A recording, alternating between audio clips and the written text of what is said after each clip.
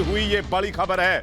आपको बता दें कि इस वक्त की जो बड़ी जानकारी मिल रही है वो अफगानिस्तान तालिबान से जुड़ी हुई मिल रही है। आपको बता दें तालिबान ने अफगानिस्तान के कई इलाकों पर कब्जा किया हुआ है और तालिबान के साथ अफगानी सेना का संघर्ष लगातार जारी है। और आपको ये भी बता दें कि अफगान और तालिबान सेना जब आमने सामने है तो भारतीयों के लिए अब एडवाइजरी जारी कर दी गई है। ज्यादा एहतियात बरतने को कहा गया है।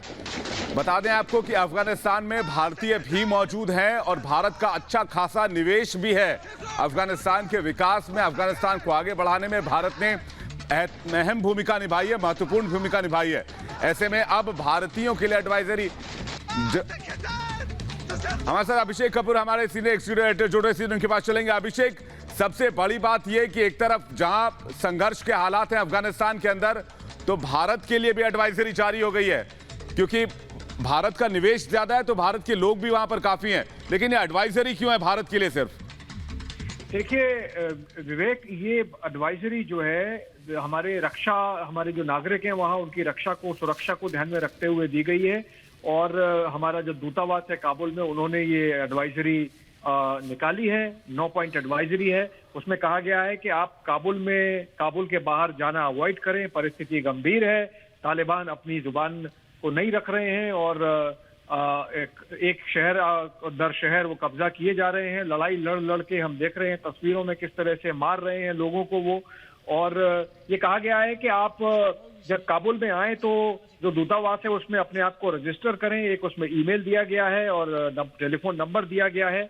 और अगर आपको जरूरी है भारतीयों को काबुल के बाहर जाना तो फिर एक दूतावास में जाके एक विश्लेषण आपको लेना होगा कि क्या क्या आपको करना चाहिए। उसमें कुछ उदाहरण दिए हैं कि कोई मिलिट्री का कॉन्वॉय निकल रहा हो तो उससे दूर रहें, सरकारी कोई गाड़ी सड़क पे जा रही हो तो उससे दूर रहें, कौन से एरिया अवॉइड करने चाहिए, कहाँ नहीं जाना चाहिए, ये सब इस एडवाइजरी में है। और वो इसलिए है कि तालिबान जो है शहर दर शहर कब्जा किए जा रहा है।